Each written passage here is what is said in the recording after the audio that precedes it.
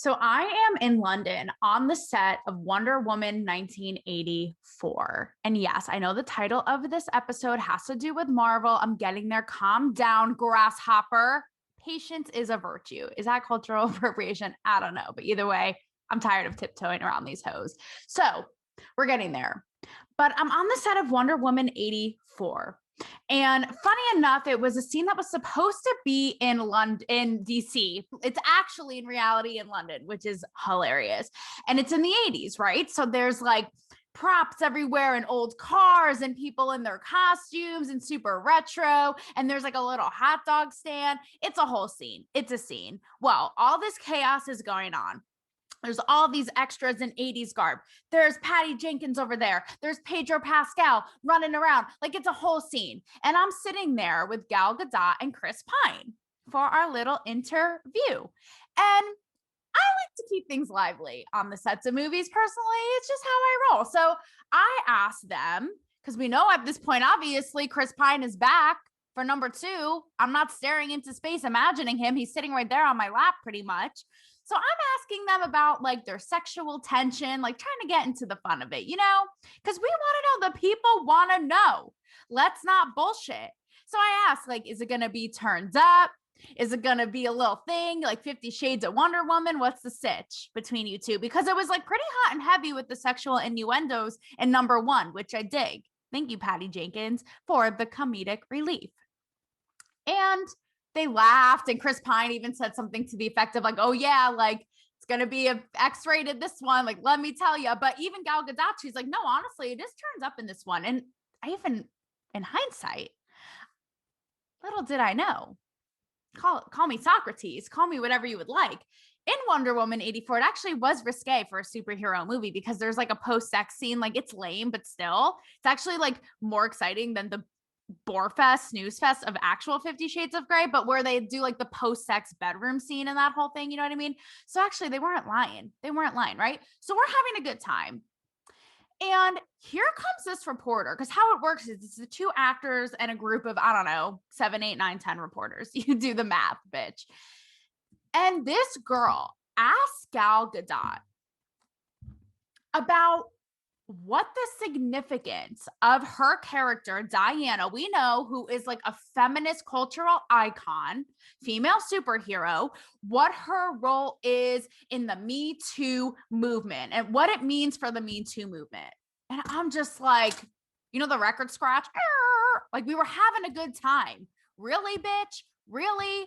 Even Gal Gadot's like, this bitch right now, are you for real? Like the audacity to ask that question. And listen, I love nothing more than a good question for celebrities. I don't care what it was like working with Martin Scorsese or Tarantino. I don't care what it was like wearing that costume. I don't care what it was like. I don't care. I like the interesting stuff. But this to me isn't interesting. This is just obnoxious and woke. It's like for real. First of all, Diana has nothing to do with Me Too. And when you go on a set visit, you can't even write about what you saw for literally sometimes 2 years later because they are filming the movie. Sometimes it doesn't come out for years later. So I'm thinking to myself, like, she's asking her about Me Too now. How is this even going to be relevant whenever the flying F this movie actually comes to our eyes? Really, girl? And so even Gal Gadot, even though she is sweet as a button, despite the fact I know you guys all put like a creepy little hex on her when she did that Imagine video, out of touch, I know, but still, she is the sweetest Israeli woman you will ever meet, okay? And Gal Gadot gracefully, besides the fact I could tell she was like, this bitch, ended up giving this like long, thorough answer about like women stepping into their power, blah, blah, blah, blah, blah. But just like there is a time and a place to be woke. Actually, no, there's not.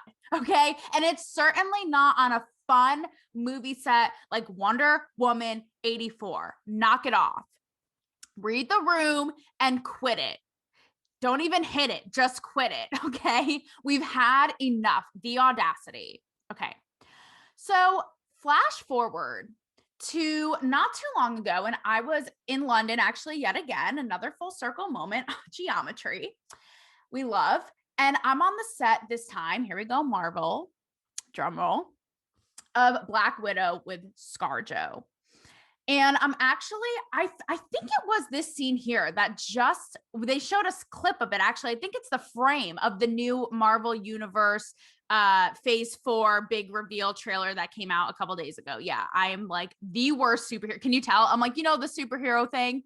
So I'm going to pop it up on the screen for you. This one where how do you guys describe this? I don't know. She's like on this long like thing of metal. Okay, so I was on that, and actually after we talked to her, we actually like walked on that thing and took photos of it, and I saw a whole like little explosion. I don't know if that's spoilers, but whatever. The NDA is already up, so too bad, bitch. So anyhow, we're talking to ScarJo, and again, like hectic, there's like cars driving by and there's explosions going on and there's people running the props, and then there's the craft services and there's like a porta potty nearby. Like it's a movie set, you're hustling and bustling. So we're under this tent and we're waiting around. We talked to Florence Pugh as well. And how it works is like, you're kind of just sitting there hanging out, talking amongst yourselves. And the next thing you know, because movie sets are very sporadic. They're not planned. It's all a big like hosh posh mishmash mess. Yeah, despite the fact that they cost like billions of dollars, it's a hot ass mess, right? So next thing you know, you're eating a Twizzler and then ScarJo is giving you a lap dance. So here comes ScarJo. And I've talked to you guys about her before, and she's in that like costume. It's not the one in the picture I just showed you, but it's like that version. I think it was like gray, and she's like teeny tiny, which I was surprised because she's like a curvy gal on the screen, but neither here nor there. So she sits down, and like I've said to you before, she's super thought-provoking and super intellectual and intentional, right, about her answers. So my friend, I'm going to give a shout out to Sade Spence, asked her a bomb question, okay? And she drops it on ScarJo, and she basically asks her, when you were first introduced to MCU, you were in Iron Man 2, you were kind of portrayed as this piece of meat, like this curvy piece of meat. And now you have your own movie, right? Black Widow, your own breakout movie as like a female superhero, if you will. Talk about that evolution, right? Stepping into your own.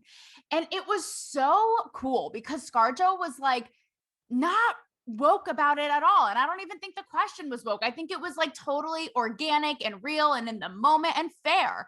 And ScarJo ends up saying, like, I love it because she's not like, women can't be sex objects. No, she kind of like owned it. And she's like, yeah, actually in Iron Man 2, I think they even like call her a piece of ass. And I love it because she admits, she's like, in the moment, I was younger.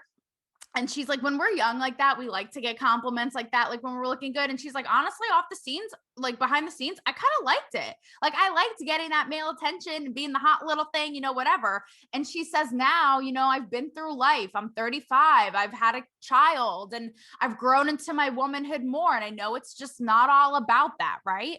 Fire. I loved it. Again, just so real, didn't sweep under the rug the objectification. If anything, owned it and was like, we've all been there as young women. And now I'm here to there to here. Love it.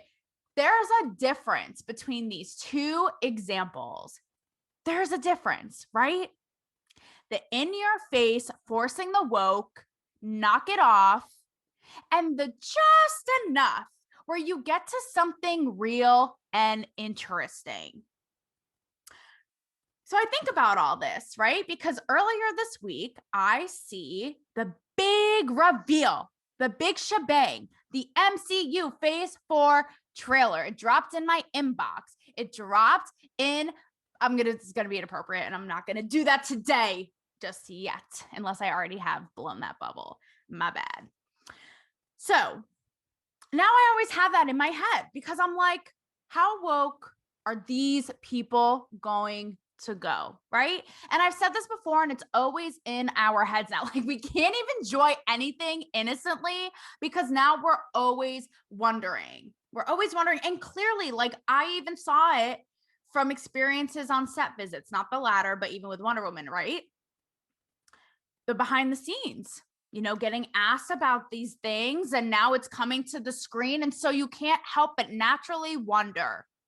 So we have this new slate that's come out, and I can't help but think, does the woke make you broke? Especially when it comes to Marvel. I mean, who would have ever thought that Marvel would go broke? Same amount of odds, right? that somebody would actually leave Bill Gates' rich ass. Although I hope that prenup is popping, right? But you would never think. You would never think. I mean, take a look at this. And I love this in and of itself because we're coming off the heels of the Oscars and everyone and their mom was like, if you couldn't pay me $1 million to name one of these movies. I'm sorry, but you couldn't. No one watched them. They were a huge snooze fest. And I hate to say it, all the movies, they made it one of the Oscar inclusion requirements. You guys remember? All of the movies had to have some sort of like social justice messaging. And it's like, okay, number one, no one watched the Oscars. It was like the running joke of the internet. And I'm sad to say it to these artists and actors who like poured their heart and soul into them and really wanted to portray art on the big screen. But part of it is like, do we want to see this right now? Do we want to? Or would we rather hear the teacher from Charlie Brown, go on for a year in waking hours and sleeping? I mean, honestly, we don't want to be bombarded with that shit right now, right? So the unfortunate reality is no one even saw the Oscars movies. No one did. And I think when you contrast this with Marvel, it's like, yes, we don't want to see that sleepy, depressing shit that's going on the Oscars. Deliver the superheroes, please, with pepperoni on the side. I mean, I'm not going to lie to you. Look, I'm even wearing my Avengers Infinity War Marvel Studios shirt today to be in the spirit. Yes, I did the occasional boob grab. You're freaking welcome. You can thank me later. Because I poke fun of it. And look, I'm not even the biggest superhero person, but I have to tell you, when I watched this trailer the other day, I literally had chills. I had chills. You know, it takes a lot for my savagery to feel something from a trailer. No, I'm just kidding, kind of. But I literally had chills. It's called Marvel Studios Celebrates the Movie. And I was like, oh my God. Like, I literally was watching it and I was like, I can't wait. Meanwhile, I'm the worst effing Marvel trivia person ever. Someone asked me before this episode, they're like, who's your favorite character? I'm like, the guy who was the man of the one. Like, I've only seen a handful of Marvel movies, but meanwhile, I've interviewed all the stars. It's fine. Just don't expose me, even though I just did. So I get it. Like, I get the hype. I watched it and I was like, damn, I could really use this escape right now. This escape from the dread, right? And already, this just came out a couple days ago. It already has 5.5 million views, this trailer, to show like it's a little slate. If you're like, what the hell, Taylor, are you cackling about? It's a preview of Marvel does their things in phases, right? Their release of projects. And it's phase 4. So it's like between the next year to 2 years, there are movies that are coming out. And some they even revealed like the titles and the sequels and little clips, et cetera, et cetera. Okay. And I get the excitement of it all. Like, I've ragged on Disney before just because like everyone in the so Disney owns Marvel. It's like a big incestual West Virginia party, right? Like Marvel, Lucasfilm, Disney, you name it. Your local high school, like student film project, Disney owns them. And I've ragged on them before because like anyone who is in the industry knows that ABC is savage. Okay. I'm talking from The Bachelor, Chris Harrison Gate. I'm talking from The Bachelor to literally Mulan. Okay. They pull no punches in that bitch, even though their marketing portrays otherwise. But I will say whether it be trailers like this and these big blockbuster films, like they do provide that escape. No joke. I've covered so many. Like I've covered the Black Panther premiere. I've covered, oh God, beyond so many Infinity Wars junket, hence where I got this. And the time I talked to Chris Pratt about when he farted in the bathroom right before I sat down with him. Do you remember? I was going to show you the clip in this app, but I played it recently in my Ghosts of Cancels Past episode because I feel like that would get canceled today by the woke police because they'd be like, Taylor, how dare you talk to Chris Pratt about his bowel movements? That is between him and his intestines only. But I get it. Like, it is such a spectacle and larger than life. You know me, like, I'm not even a big fangirl. I like would send vials of my blood to Stevie Nicks, which you know, but even when I did that Infinity War junket, when I got this, there we go again for you. I remember sitting in the hall before I went in to talk to Chris Pratt, and it was my eyes like didn't know where to look first. First, I would see like Tom Holland just like walking right in front of me. Then it would be Chadwick May he rest in peace. It literally, you're like, what the hell? It's like a carnival for the eyes. And speaking of carnival, I even covered the Toy Story 4 premiere and they put a literal carnival, like so extra, but I'm not even mad. Again, the escapism in the middle of Hollywood Boulevard, like so extra in all the right ways. I even covered D23 twice, which is like the Disney version of Comic-Con. And it is, I'm not going to lie, I'm not trying to be a little fangirl, but it's so larger than life. Like you hear the fans like fucking melting down, crying at the sight of a new trailer or this or that. And then behind the scenes, like you literally would think it was like the Super Bowl had sex with J-Lo stripper pole. That is D23 when you're in the audience. And then when you're backstage, again, it's like, it's just one thing after the next. Like it's such a spectacle larger than life. Like I remember one time I watched Robert Downey Jr. They put their thing, like their hands in kind of like the Chinese theater, like in cement, right? To monument the moment. And he's sitting like as far as I am from you right now in spirit. Like I'm sitting right there. And he's got the iconic sunglasses, kind of shooting the shit with reporters, does his little hand thing. Next thing I know, it's Christina Aguilera. And I'm like doing a rendition of Genie in a bottle. She wants nothing to do with me, right? I interviewed Angelina Jolie for the first time at D23 about Eternals, kind of. We're going to get to that woke situation. And it's just so like great and like this whole fantastical world. Are they ruining it with wokeness, though? Are they ruining it with wokeness? Now, as I get into this portion of the ep, excuse me while I strip. Sorry, it has to happen. I like to put on a show. Now we're much better. Now we're talking. Okay, got the Cancel Me Baby shirt on, and now we're ready to have the real talk. So how woke is MCU for, and how woke is it going to go? So here's the thing. In this trailer, they even say, this is where it's like the audacity, because it says, I'm going to pull it up on the screen right now. We go to escape, right? White letters on a black wall.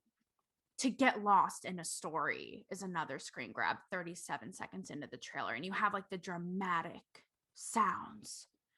And if you're a fanboy, you've already creamed your pants twice. Like it is a moment, right? And I feel like this is false advertising because yes, like I laid out aforementioned, it is supposed to be a chance for us to get lost in a story and escape. That does not mean forced wokeism. It is just the opposite. Because like I said, we already are having it on our minds on high alert. Like, what kind of are they going to make sure they have all their ducks in a row, right? They're going to have one brown person, one lesbian, one person with a pinky, one black person, one Asian. And it just doesn't feel genuine. I've said it before. It feels like they are checking off a list. So you may ask, how woke is it? Well, let's see. Here are just some examples from the slate and the lineup that kind of caught my eye. The Eternals, right? This is the one that Angelina Jolie was in, which is why I interviewed her at D23. I actually talked to her about her kids. I don't know if you guys wanted to know this detail, but I asked her about her kids because one of her sons just went to college. And Angelina Jolie is a boss.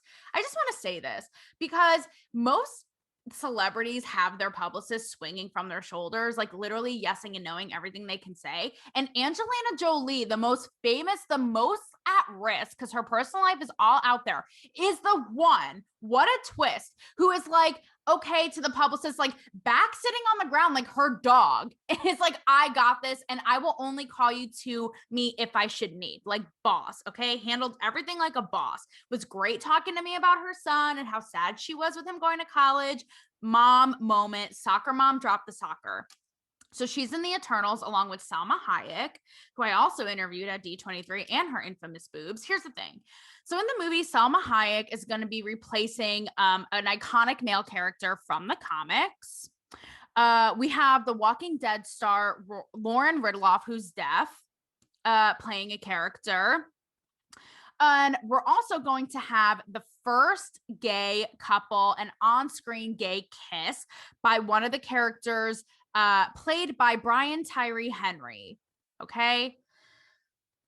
So this is what I mean with the checklist. And I think that this is why Marvel fans get pissed, because they're like, why don't you guys just create new characters? Like create a deaf character, create a woman doing this. Like, but it's like, why are you guys, they're purposely like replacing these iconic comic book characters with now like someone who is purple, someone who's an alien, someone who's this, someone who's that. And it's just so obvious. It's so obvious. Are you guys trying to give us a place to escape to? Or are you trying to make a social point with a goddamn superhero movie? Okay. Let it be a superhero movie. Fun fact, none of this shit is real, remotely real. And like, I'm sorry, does your neighbor Joe turn into a big green monster when he gets pissed? I'm sorry. Hello? Does your other neighbor walk around with a mask on his head with a star on it and a big fat shield to catch your attention? Just walking to get his mail? No, it's not supposed to be real. Stop. But this is the thing. They like pride themselves on it. Like when I was doing research, even for this app, I saw so many quotes from like high up execs at Disney's who will be like, you know, we're trying to represent the world around us. It's always like the same verbiage. It's like, we're representing the world around us, blah, blah, blah. And I'm not knocking. Like, I love that Lauren Ridloff is deaf and like she has this prominent role in a movie. I'm never going to be like, don't give the deaf girl a movie role. Like, of course. But you guys are doing a lot to make a social point all the time. And the fans, like, they don't want it. Okay. Here's another example. Captain Marvel 2. So Captain Marvel, again, female superhero-led movie played by Brie Larson. This is a sequel called The Marvels. And I'm going to show you a tweet by someone who is stoked by the wokeness. And it says, the Marvels will be led by an all-female superhero trio, female villain, woman directing, majority of them women of color. Y'all don't understand how big this is, right? And here are some screen grabs of like the cast, crew, right? All women of color except for Brie Larson. Here we go again. It's like, I'm not knocking it. And I think whoever is best for the role, whether it be in front of the camera or behind the camera, should snatch that shit. But it feels to me like they're filling a quota, right? And yet again, I'm going to say it. Sorry, in superhero world, you have no business. Stick to flying around and showing us your superpowers and blow shit up, okay? We literally don't want to think right now about anything. You guys are trying too hard. We don't want to think, okay? Here's another example, right? We got Shang-Chi and the Legend of 10 Rings. So this is going to be based around like Chinese culture, right? So it's like I said, you got a little of everything. You got a little of everything in there, you know? And I'm sure that's going to really quick. We don't know that much about it, but I'm sure it's going to make some social statement because they're saying it's going to have parallels potentially to Falcon and Winter Soldier, which I'm going to talk about in a minute, but that's more of a black-white issue in that series. And this is going to be, I think, the same kind of thing, but with Chinese culture trying to adapt to like American culture, that kind of thing.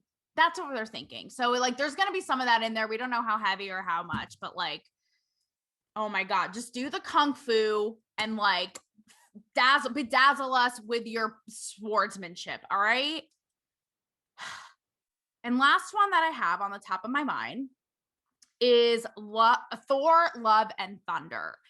And this is going to be with Natalie Portman, where she will reportedly be the first female Thor.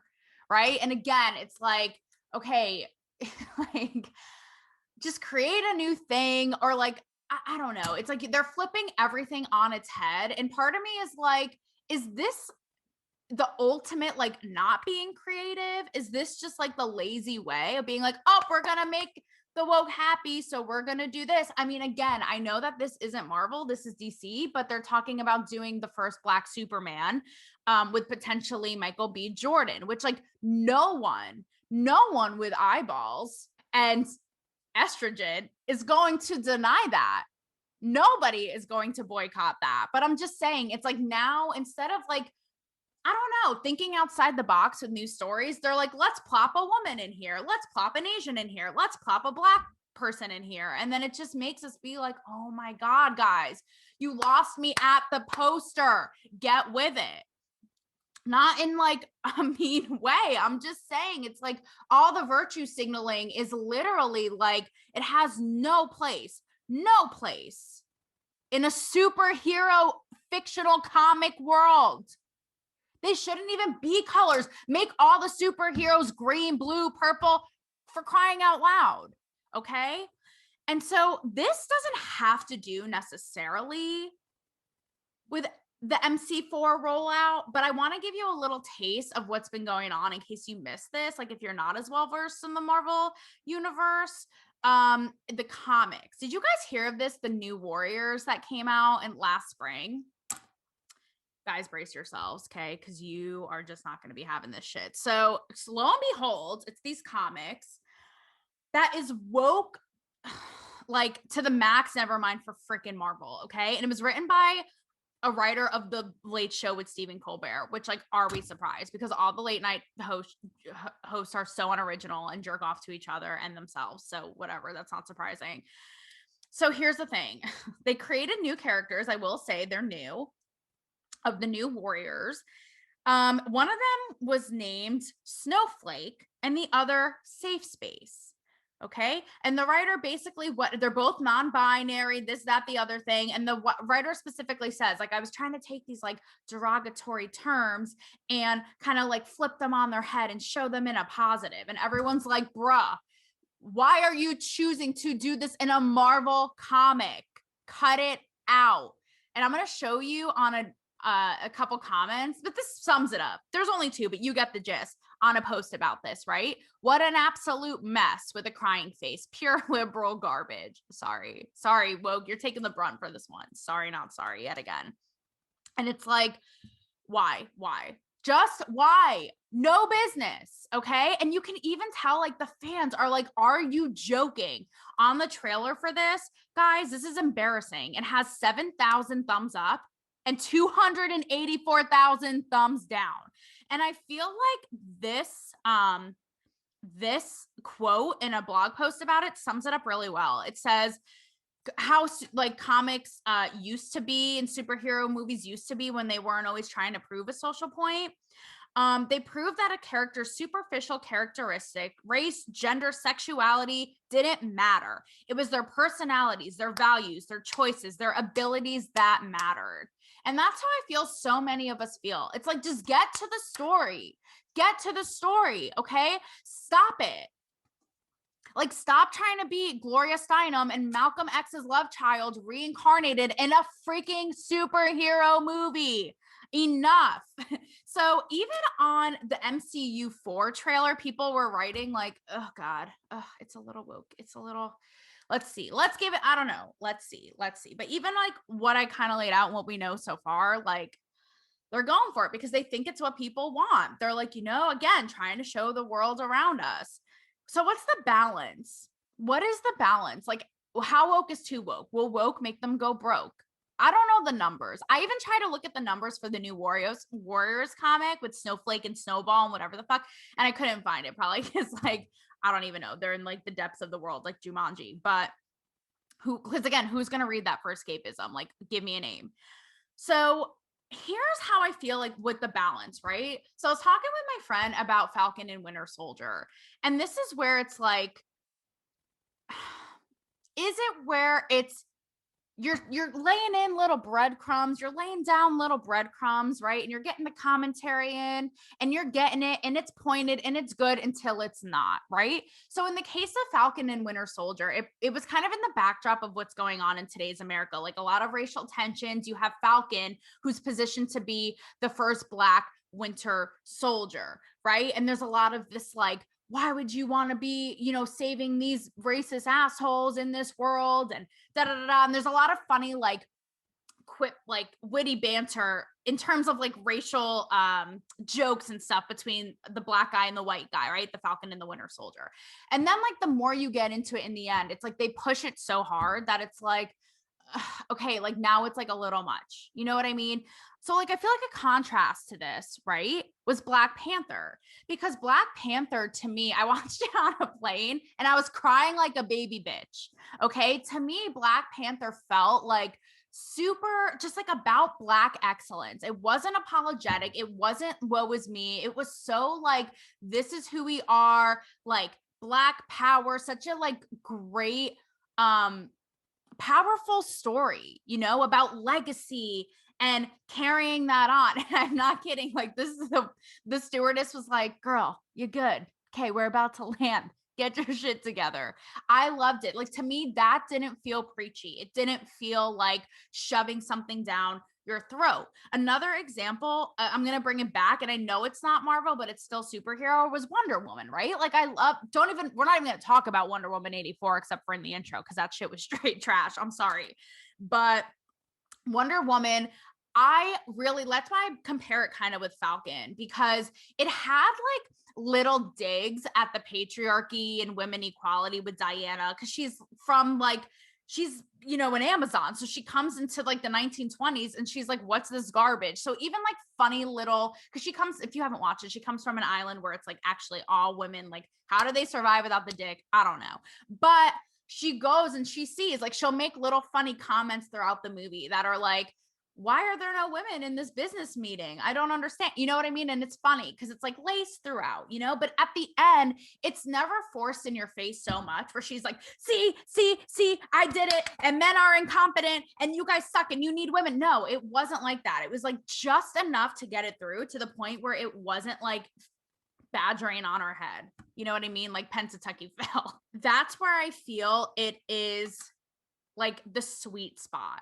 And funny enough, I feel like it actually parallels to my last episode on body image, right? Because I talk about in the end, like when we see these women say making a social statement with their body, right? On like trying to make a whole big stink on Instagram, being like, look it guys, it's my cellulite. Look, it's my stretch marks. Like to me, it's so much more impactful and says so much more when I just see it. I just see it for what it is. You know what I mean? I see a girl's cellulite. I see her posing with her stretch marks, and she doesn't have a 5-paragraph essay being like, look, guys, see, okay, I'm showing them and let's talk about it now. No, they're just there. And I can appreciate that so much more. I feel like when you try, and that relates to this, right?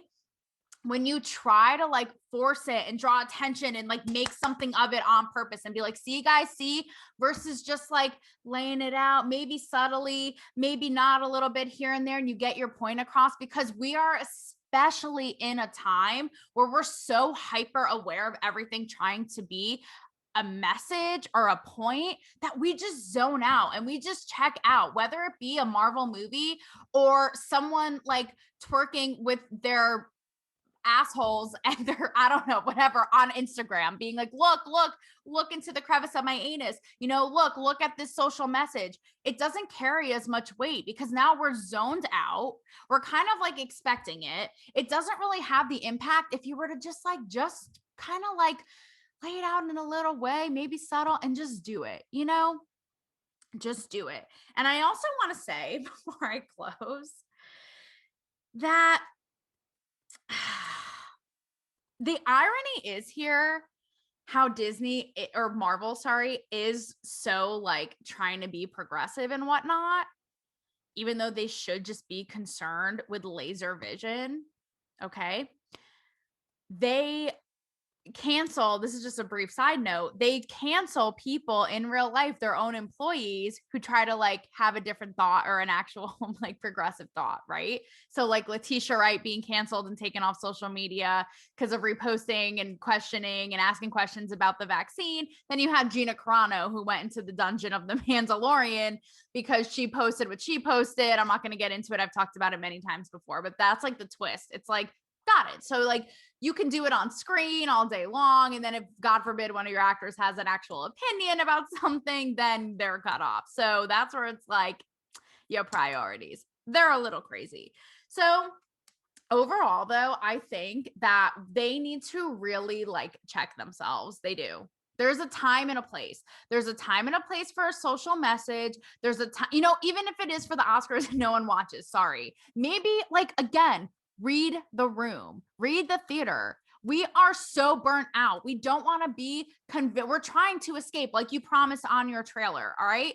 We're not trying to be consumed with all of this heavy, depressing shit right now. Bring the funny. Let us escape. I'm going to end with this quote from a blog, okay? And it said, MCU will suffer because of this forced agenda because the story will suffer, okay? Forced, I totally agree. Forced isn't cute. It's not cute. Unless it's Thor trying to force himself on me, okay? Me too. Sorry. It ain't cute. So I don't know, Marvel. We're excited. Clearly, we want to see it. Bring the superhero. But listen, if you go too woke, honey, I hate to say it, you're going to go broke. And who's going to save you then?